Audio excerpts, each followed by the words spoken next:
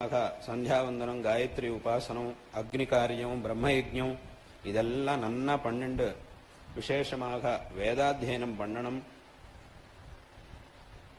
ததனந்தரம் வேதத்தில் சொல்லப்பட்ட கர்மாக்களின் அனுஷ்டானம் பண்ணணும். தத்வாரா விசேஷமான ஸ்ரேயஸை அடையணும்.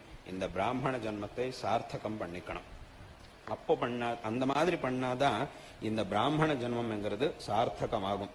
இல்லைன்னா ஒருத்தவன் பிராமணனா பிறந்திருக்கா, ஆனா அவனுக்கு ஒரு ஆச்சாரம் கிடையாது, சந்தியாவந்தனம் பண்ண மாட்டான், ஒண்ணுமே பண்ண மாட்டான்னா அப்போ பகவான் இவனுக்கு நான் பிராமண ஜென்மம் கொடுத்திருக்கேன், ஆனா இவன் அது சரியா உபயோகமே பண்ணிக்கலே, இவனுக்கு இந்த பிராமண ஜென்மம் கொடுத்தது வீணா போயிடுச்சு, இவனுக்கு பிராமண ஜென்மமே வியர்த்தம் அப்படின்னு பகவான் திருப்பி அவனுக்கு அந்த மாதிரி பிராமண ஜென்மம் கொடுக்க மாட்டான்.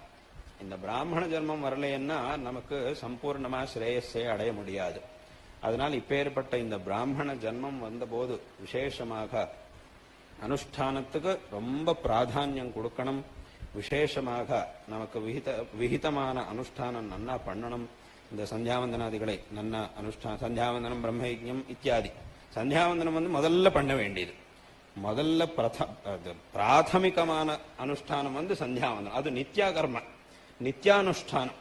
இந்த சந்தியாவந்தனம் நன்னா பண்ணினா அப்புறம் வேற ஏதாவது பண்ணலாம். சில பேர் நம்ம கிட்ட கேட்டு இருப்பா, எங்கிட்ட கேட்டு இருப்பார், சாமி நமக்கு ஏதோ கஷ்டம் இருக்கு, அதுக்கு ஏதாவது பரிகாரம் சொல்லுங்க. பிராமணா தான் இருப்பான், பிராமணா தான் கிட்ட கேட்பான். சில பேர் நமக்கு ஏதோ ரொம்ப கஷ்டம் இருக்கு, ஏதோ பிரச்சனை இருக்கு, அதுக்கு ஏதாவது ஒரு பரிகாரம் சொல்லுங்க அப்படின்னு கேட்பார். அப்ப நான் முதல்ல அவர்கிட்ட கேட்கிற கேள்வி என்னன்னா, நீங்க சந்தியாவந்தனம் பண்ணிட்டு இருக்கேளா, இந்த காயத்ரி ஜபம் என்ன பண்றேளா அப்படின்னு கேட்பேன். அவர் எங்கிட்ட என்ன கேட்பாருன்னா, எனக்கு ரொம்ப பிரச்சனை இருக்கு, எனக்கு ஏதாவது உபதேசம் பண்ணுங்க, ஏதாவது அந்த பிரச்சனை எல்லாம் தீரணும், அதுக்கு ஏதாவது எனக்கு உபதேசம் பண்ணுங்க அப்படின்னு கேட்பார். அப்ப நான் முதல்ல அவருக்கு கேட்பேன், நீ காயத்ரி ஜபம், நான் சந்தியாவந்தனம் காயத்ரி ஜபம் என்ன பண்றாயா? இல்ல, பண்றது இல்லை, எனக்கு டைம் கிடைச்ச போது பண்றேன் அப்படின்னு சொல்லுவார். எப்போ நான் தினமும் பண்றது இல்லை, இப்போ அப்பப்போ எனக்கு எப்போ டைம் கிடைக்கிறதோ அப்ப எல்லாம் கொஞ்சம் கொஞ்சம் பண்ணிட்டு இருப்பேன்னு சொல்லுவார். இது எப்படி முடியும்? இப்போ சாப்பாடு அப்படி பண்ணுவாரா? தினமும் சாப்பிட வேண்டியதுதானே.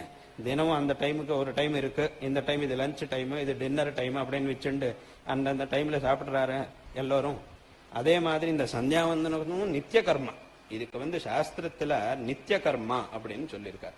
நித்திய கர்மான்னா எனக்கு எப்போ டைம் கிடைச்சதோ அப்போ பண்றது கர்மம் இல்லை. தினமும் எவ்வளவு காரியம் இருந்தாலும் இதை பண்ணிதான் ஆகணும்.